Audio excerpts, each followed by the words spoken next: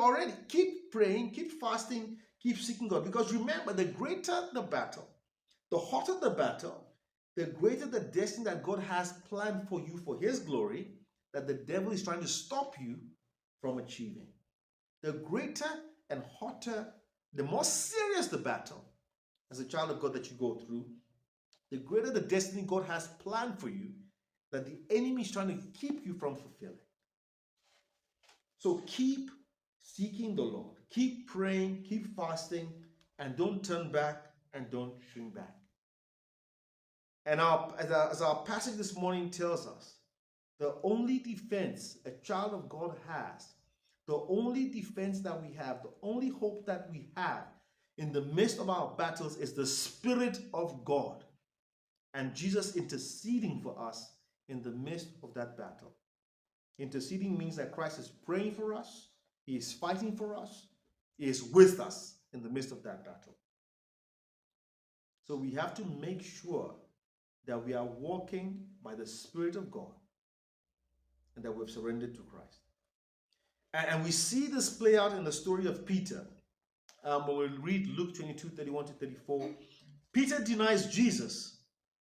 He denies Jesus when Christ was arrested. And we see that in Luke 22:31-34, Satan actually asked for Peter. He actually asked for Peter. He asked for Peter specifically. It says here, Luke 22:31-34, it says here, Simon, Simon, this is Jesus speaking. Satan has asked to sift you all as wheat. So he asked to sift them as wheat. But I have prayed for you, Simon, that your faith may not fail. And when you have turned back, strengthen your brothers. Simon, Simon, Satan has asked to sift all of you as wheat, to shake, to test. But I have prayed for you. Jesus says he has prayed for Simon. He's prayed for the disciples. I have prayed for you, Simon, that your faith may not fail. And when you have turned back, strengthen your brothers. So we see here that Satan asked for Peter.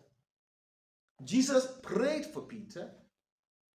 And who won ultimately? Jesus won ultimately. Jesus lifted a standard against the flood of Satan, and he won ultimately. And Peter did not fall away.